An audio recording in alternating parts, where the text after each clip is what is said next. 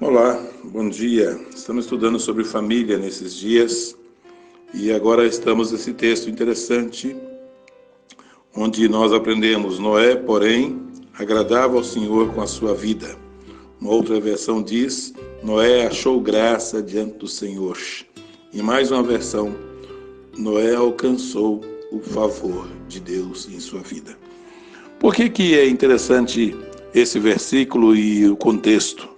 Alguém, para explicar como estudar a Bíblia, nos falou e nos fala que é preciso olhar o contexto próximo, o contexto remoto, né? O contexto histórico, geográfico, enfim.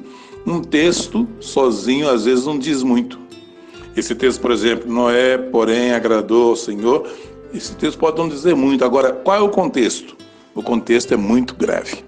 Noé viveu uma fase de extrema corrupção, numa fase em que o pecado estava campeando livremente.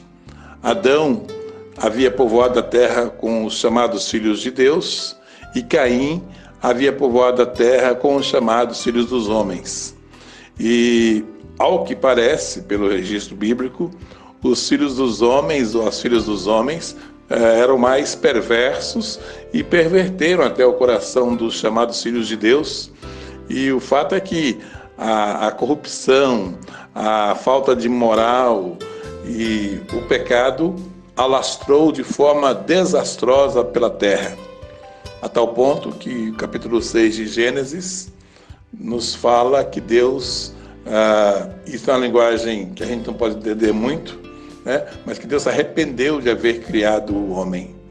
Deus decidiu eliminar da face da terra o ser humano.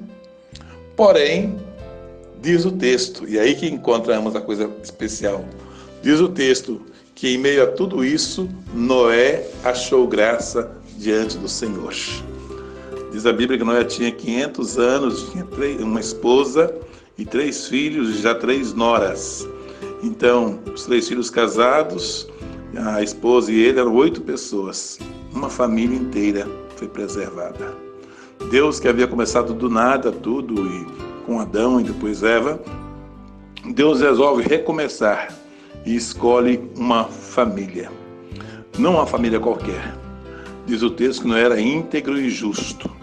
E Deus, então, por amor a Noé, ele preservou a família de Noé, e a partir da família de Noé, ele repovoou a face da terra. Tanto é que estamos aqui hoje e o mundo continua crescendo. Hoje somos mais de 7 bilhões de pessoas em toda a face da terra. Mas o que eu quero destacar é: Deus é o Deus da família. Mesmo no momento de ira, de indignação e de juízo, como foi a época do dilúvio, Deus preservou uma família.